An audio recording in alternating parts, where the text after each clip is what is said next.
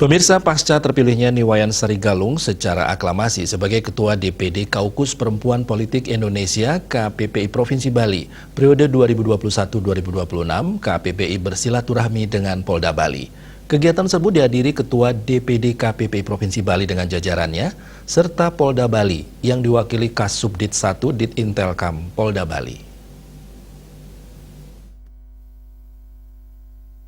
Dalam sambutannya, Kasubdit 1 Ditintelkam Polda Bali AKBP Ninyoman Wismawati memberikan apresiasi terhadap kehadiran Ketua dan anggota DPD Kaukus Perempuan Politik Indonesia Provinsi Bali.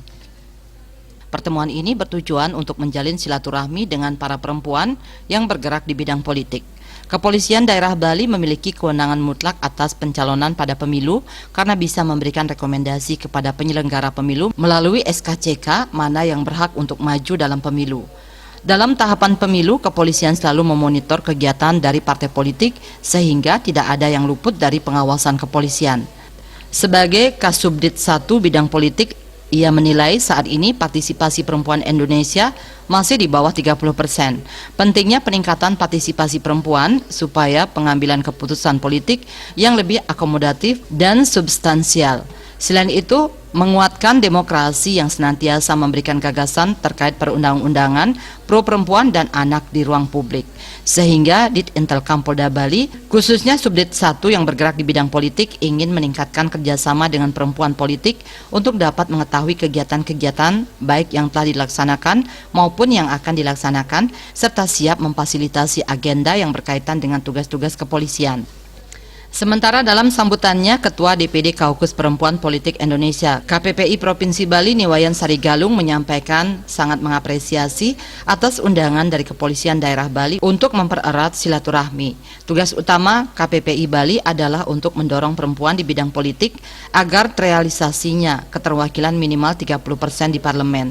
Untuk mewujudkannya, jajaran pengurus dari tingkat provinsi sampai dengan kabupaten bekerja keras serta telah berkolaborasi dengan Kaukus Perempuan Parlemen KPP Bali yang sebelumnya telah duduk menjadi anggota parlemen.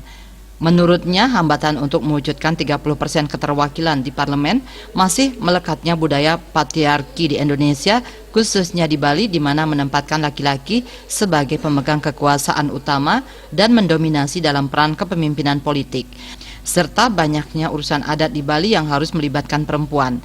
Akan tetapi dengan bisa membagi waktu, diharapkan permasalahan tersebut bisa diatasi.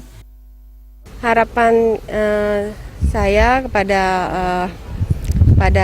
perempuan yang ada di KPPI harus betul-betul siap dan berani.